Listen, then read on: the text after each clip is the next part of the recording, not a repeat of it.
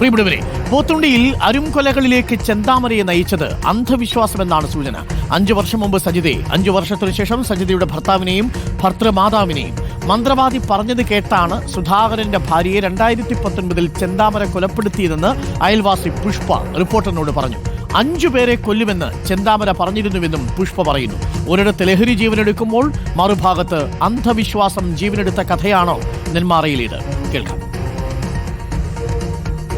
സുധാകരനെയും ലക്ഷ്മിയെയും കൊലപ്പെടുത്തുന്നതിന് തൊട്ടു മുൻപായി ഈ പ്രദേശവാസി തന്നെയായിട്ടുള്ള ഇവരുടെ അയൽവാസിയായിട്ടുള്ള പുഷ്പ എന്ന് പറയുന്ന ആ സ്ത്രീയെയും കൊലപ്പെടുത്തുമെന്ന് ചെന്താമര പറഞ്ഞിരുന്നു എന്നുള്ളതാണ് ഇവിടെയുള്ള നാട്ടുകാർ പറയുന്നത്.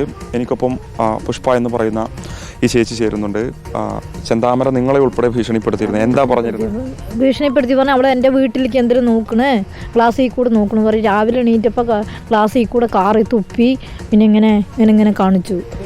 ചെന്താമരയുടെ ഭാര്യയായിരുന്ന വിലാസിനിയുടെ സുഹൃത്തുക്കളായിരുന്നു നിങ്ങളൊക്കെ. അപ്പം അവള് ഞങ്ങളെ മൂല്യം പോയത്, ഞങ്ങളൊക്കെ മന്ത്രവാദം ചെയ്തിട്ട് അവൾ പോയത്. എൻ്റെ കുടുംബം കേടുവന്നത് അവൾക്ക് പറഞ്ഞു കൊടുത്തിട്ടാണ് അവൾ പോയത്. അവളാണ് ആദ്യം കൊലപ്പെടുത്താൻ നിന്നത് ഭാര്യയെ കയ്യിൽ നിഴഞ്ഞിട്ടാണ്. ഭാര്യ ചോറ് ഉണ്ണണ കൈയും കൊണ്ടാണ് ഓടിയത്, രക്ഷപ്പെട്ടത്. അത് കഴിഞ്ഞിട്ടുള്ള കൊലപാതകമാണ് ഇപ്പം ഈ കാണിച്ചിരിക്കുന്നതൊക്കെ. പോയപ്പോൾ നിറയെ മുടിയുള്ളവരുണ്ട് എന്ന് പറഞ്ഞ് ആദ്യം ഭീഷണി എനിക്കും എൻ്റെ മകൾക്കായിരുന്നു. എൻ്റെ കയ്യൊക്കെ എങ്ങനെയാണെന്നൊക്കെ പറഞ്ഞിട്ട് സിറ്റ് ഔട്ടിൽ ഇങ്ങനെ നടക്കും, കയ്യും കാലൊക്കെ ഇങ്ങനെ കാണിക്കും. എൻ്റെ മാളെ എന്നെയാണെന്ന്. പിന്നെ ഞാൻ അവളുടെ അടുത്ത് വിലാസിൻ്റെ അടുത്ത് വിളിച്ച് പറഞ്ഞപ്പോൾ നീ പോലീസ് സ്റ്റേഷനിൽ പോയി പരാതി പറഞ്ഞു. അപ്പോഴത്തെ ഇവിടുത്തെ ജനങ്ങളൊക്കെ പറഞ്ഞു അയാൾക്കൊരു പരാതിയില്ലല്ലോ, അയാൾ വീട്ടിൻ്റെ ഉള്ളിലല്ലേ ഇരിക്കണം, നിന്നെ എന്തൊക്കെയോ കാണിക്കണം, നീ വെറുതെ പറഞ്ഞുണ്ടാക്കണം. മന്ത്രവാദം കുറേ എന്തൊക്കെയോ ഏലസ് ഇത്ര വലിയ ഒരു ചിഹ്നം പോലെ ഒരെണ്ണം കഴുത്തേക്ക് എടുത്ത് തൂക്കിയിട്ടുണ്ട്. കയ്യിൽ കുറേ ചരടൊക്കെ കെട്ടിയിട്ട് എന്നെ കൊണ്ട് ഇങ്ങനെ കാണിച്ചു.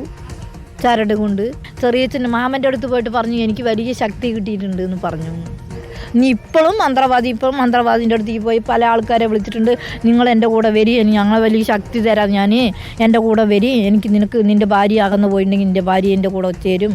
അയാൾ ഇപ്പോൾ കൊല്ലണതിൻ്റെ മുമ്പ് പറഞ്ഞിട്ടുണ്ട് 5 പേരിനെ നാളെ ഞാൻ കൊല്ലുന്നു. അയൽവാസിയായിട്ടുള്ള പുഷ്പയാണ് നമ്മളോട് സംസാരിച്ചത്. പ്രധാനപ്പെട്ട പല വിവരങ്ങളും അവർ നമ്മളുമായി പങ്കുവെക്കുന്നുണ്ട്. വീഡിയോ ജേർണലിസ്റ്റ് ഷഫീഖ് അർലോയ്ക്കൊപ്പം reporter Mubashir P Akbar, in reporter, Palakkad.